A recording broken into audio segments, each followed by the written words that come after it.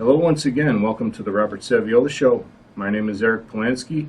Again, I am with the Free Group at free-group.com, and I told you that I would be bringing in some members from the group who are activists doing work in the local community. One of them with me today is Mr. Mark Maussner. Mark is from Springville. He is working hard at removing fluoride from the water in Springville. Mark, welcome to the show. How you doing? I'm very well, Eric. Thank you for having me on. My pleasure. It's a great privilege to be sitting with you here and to have a chance to speak about this issue, which should be at the forefront of any person's mind who's interested in health and well-being. Well, let me begin asking you, what is it about fluoride? Why do you want it removed from the water? Okay, well, that is a topic that could be discussed for hours, as you know, but let's just break it down to the bare essentials. The practice of municipal water fluoridation, that is adding fluoridation chemicals to drinking water, comes from the 50s, and the bottom line is that it's bad science. There's the reason why they add water, they being the powers that be, the municipalities, the reason they give is for improved dental health. The belief is that it somehow reduces tooth decay. But the science, as it has evolved, shows that that's not at all true. 97% of Western Europe does not fluoridate their water. The entire state of Israel, the entire country of Japan, the list goes on. And the reasons they cite is because, A, it does not really do anything to reduce tooth decay. B, there's an ethical problem with it because you are putting this chemical into the drinking water. Everyone is forced to drink it. There's no way to control the dosage. You might drink more water than I do on a given day, so you're getting twice as much fluoride. How do they know? I mean, when you prescribe a medication, which fluoride really is a medication, they're prescribing a medication. Fluoridation chemicals do nothing to improve the quality of water. Like chlorine kills bacteria. Fluoride does not do anything to improve the quality of water. So what it is, it's using the drinking water as a medium to deliver a medication to your body. And there's no way to control it. But you don't have the choice to take this medication or not. It's your tap water. Well, yeah, it's in the water. So you're drinking this, you're consuming this, and so are your children, whose bodies and tissues are much more sensitive than yours. And so there's an ethical issue of freedom of choice. I mean, a doctor cannot prescribe you a medication, a pharmaceutical medication, and make you take it. He must perform a diagnosis first, and then make a determination of what your dosage should be, and then even then you have the choice to say, no, I'm not taking it, or yes, I will take it. Not so with water, and it's the same situation. So it's really, really a pretty heinous crime that's going on. And number three, and most importantly, we now know, and it's been found in hundreds of studies on record, that these chemicals, which are really toxic waste products from various big industrial industries, such as the fertilization and the aluminum industry, are very damaging to us, reduce our IQ, cause many ailments linked to bone cancer. Studies and studies and studies on record that it's horrible, but it really numbs our mind, it crusts over our pineal gland, and it really damages our ability to discern what's going on in our environment. Fluoridation is not a safe practice. First of all, there's no reason to add it because, as we've gone over, the science behind it, really reducing tooth decay statistically, is very flawed, and I could go into that for the whole show. But let's just make the assumption that the effects of fluoride in improving dental health are very weak, which they really are. And if you do the research, you'll find that out on your own. So why is it not a safe practice? Well, let's take the first basic one. Actually, fluoride causes dental fluorosis, which is a condition that children get where their teeth actually develop the enamel of the tooth breaks down and pitting occurs, and the teeth actually start. You've seen a lot of kids have it, like there are these white patches on their teeth, Right. or actual holes, or different like bright spots of white. That's the beginnings of dental fluorosis. So that's an overdosage of fluoride. It actually breaks down tooth enamel, and it breaks down bone strength. There have been studies that it reduces IQ, including a Harvard study done. You can look that up. Just search for IQ Harvard study fluoride, and you'll find a very, very telling study where communities that removed fluoride, the IQ of their children went up by 15 points. And you got to wonder why, if it's really not doing anything to help, and there's a lot of concerns about the risks to our health, why would they be doing this to us?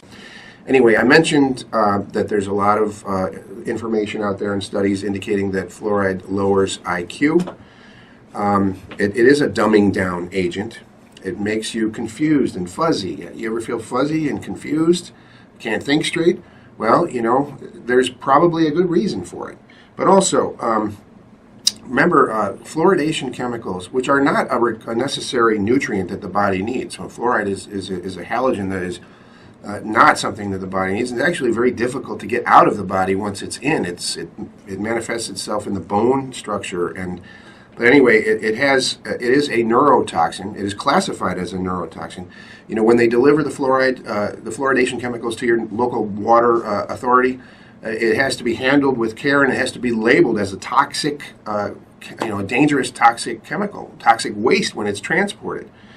That right there should tell you something. You can look up accidents where they've spilled it, where there have been tankers of it that have had an accident, whatever, and spilled. They got to call the hazmat team in to clean that up. That's what they're putting in our water. It eats holes in the asphalt where it spills. Okay, so that right there should give you a pretty good initial indication. But it damages the pineal gland. It adversely affects and really, really harms thyroid function. We know that it causes arthritic symptoms. It damages the bones. It may increase the likelihood of fractures in the elderly there. People with impaired kidney function are particularly vulnerable to bone damage, and it's not good for the kidneys themselves. Your kidneys and liver are trying to process this. It's hard to get out of the body. There's been studies that show that it causes bone cancer. So why is it in the water? They cling to this belief that it improves or reduces the risk of tooth decay. But really, there has never been a clinical, a proper study to prove that. And in fact, there have been plenty of scientific studies that show that it has no effect on dental health and the reduction of... And why is there not a big movement across the country to get this out? Okay, I'm glad you brought that up. There is a big movement, not only across our country, but across Canada and the world. Over 220 communities in North America have now decided, as the people speaking, to remove it. Nearby to us, Ithaca, New York, Corning, New York, most recently Portland, Oregon, the city of Portland, Oregon, decided to keep it out of the water. Within the past 2 weeks, the entire nation of Israel decided to ban municipal water fluoridation on the grounds of health concerns. And so in Springville, New York, we have started a group called the Springville Anti-Water Fluoridation. And no matter whether you live in Springville or not, it would be wonderful if you could join the group. This is something that you can do. But if anyone's listening from Springville, lives in the village, we could absolutely use your support. We have a petition. There's going to be another petition, a print petition in the Springville area money saver. Sign that, and we have approached the Springville Board of Trustees and the current mayor and asked them to bring it up and to reconsider the practice in Springville, because we have in our little village of 3,000-4,000 people, We have under New York State, free will, freedom. We have the ability to remove it if we so desire in Springville, out of our village municipal water. So it's a great opportunity, and they discussed it and unanimously voted to not reopen a research, a panel on evaluating it. They just, in and of their own opinions on it, decided to close the issue down and not even think about it. So now what we're doing is we're trying to get a large number of petitions together to present to the board and say, look, here are X number of petitions from local residents who want this to go to a public referendum, to put it out as a ballot initiative, let people decide instead of them deciding our fate as the good little minions of state and county and on up government that they want to be. And also our other approach is to try to get new people into those leadership positions who are awake about this issue. And if we can get the fluoride out of Springville, which is part of Erie County, it will make news, and it might be a catalyst for our region and beyond to get people to start thinking about it and take action. Springville is called Springville because we sit on a giant glacial lake of the most pristine and beautiful water around. You know, back in the 1800s, people used to travel hundreds of miles to come to Springville Springs to get some of that water. It's a great resource. It's a treasure, and we've gone and fouled it up. Nothing would change about the water in terms of it being the beautiful spring water that we're endowed with. It would still have the chlorination, which is a whole nother issue. But, you know, at least that is in the water for a purpose, you know, for a reason to improve water quality. It kills the bacteria. But it would be a change because the fluoridation, toxic chemicals of fluoridation chemicals would not be, this is not naturally occurring fluoride, you know, that you find in water. This is industrial waste that they used to have to pay to get rid of, that now they actually make money off of selling to municipalities. You know, too, when you take a shower or a bath and you fill that tub up and then you sit in it, you know, your skin is an organ. Your skin is the largest organ in our body. And not only is it being absorbed through your skin and the wide open pores of your skin in a hot shower, but you're also inhaling it in a vaporized form. Right. It's a supercharged Mark, dosage. Do you need to be a resident? Do you need to live in Springville? Do you need to can anybody sign your petition here? Anyone can sign it, and the more the better. But the only ones that ultimately will have sway in bringing about a public referendum is a village resident petition signature. The rest of them are great because it shows support. And how can people contact you? Maybe they're too far. They don't have a paper in front of them to sign, or it's too far to go to travel to actually partake. Can anybody get a hold of you, email or telephone? There's two ways. One is, the most important way is to join or at least visit the meetup group at meetup.com. Search for Springville Anti-Water Fluoridation Group. And the second way is on a website called ipetitions.com. You can search for our online petition and sign the petition. I'll tell you what, we'll get your website connected with our website as well. And soon you can also go to free-group.com to help. Mark, thanks for joining us. My name's Eric Polanski. You're listening to the Robert Saviola Show. We'll be right back with Robert. Thank you.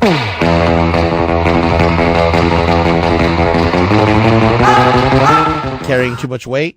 Not looking or feeling your best? We've got the answer. Listen. Hi, I'm Nancy. I'm from Cheektowaga. I've been coming to Buffalo Hypnosis, and I'm down 50-plus pounds. I can't believe the difference. I'm down 4 sizes. I have more energy. Definitely recommend it to my friends. Hi, my name is Michelle Rodoff, and I'm from Corfu, New York. It's been 4 months since I've started with Buffalo Hypnosis, and I've lost 54 pounds. That phone call was the best call I ever made. I highly recommend you call. Although results vary, you receive a free hypnosis screening and a written service guarantee. I'm Angela, and I've lost 150 55 pounds. Hi, I'm Dr. Tusing. Heard the advertisements for Buffalo Hypnosis. Came for my free interview and was very impressed. It was amazing. Recommending this to my patients. Have had success with them as well. So I urge you to give this a try. You don't look back and say, boy, I really regretted losing the weight. What they will say, I regretted not losing the weight. 874-9050. Buffalo Hypnosis. 874-9050. That's 874-9050. Call